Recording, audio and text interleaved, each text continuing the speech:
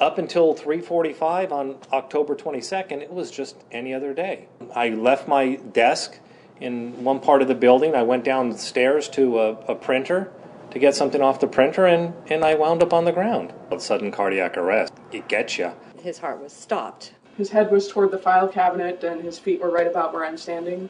Last year we had 90 cardiac arrests in the city of Mount Vernon, which was an all-time high for us. Although we're finding as the population grows here that our cardiac arrest rate is increasing proportionately with the population.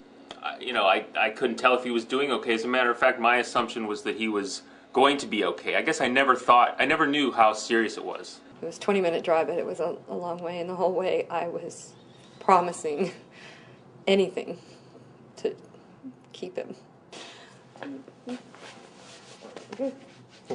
He was lying there, and it was quite clear that nothing was going okay for him. He was sort of taking these big gasping breaths, and you could see his eyes rolled back in his head. And the 3 or 4 saves over my career that I've been involved in, they've always been involved somebody doing CPR before we got there, and then early defibrillation. I opened his mouth and checked for a clear airway, and Dick Clever, our city editor, was there giving chest compressions while I was breathing.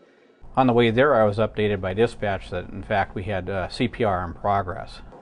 Kept him going until the fire department got there with the AED and charged him back. So this is the actual machine that I used down at the Skagit Valley Herald, and every day we come out and we check it and verify that the pads are to date and the machine's in electrically it's in good status there. We check all the backup devices on here, the backup set of pads, and everything to make sure they're in date and everything's in working order so that when the call comes in, we're ready to respond.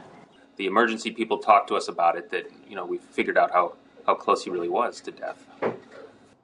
Everything worked, and I couldn't be more grateful. So, for Kate and Dick and August, thank you. Thank you for keeping me around that day. I still haven't gotten over it. I don't think I ever will. No, that's okay, because it turned out okay.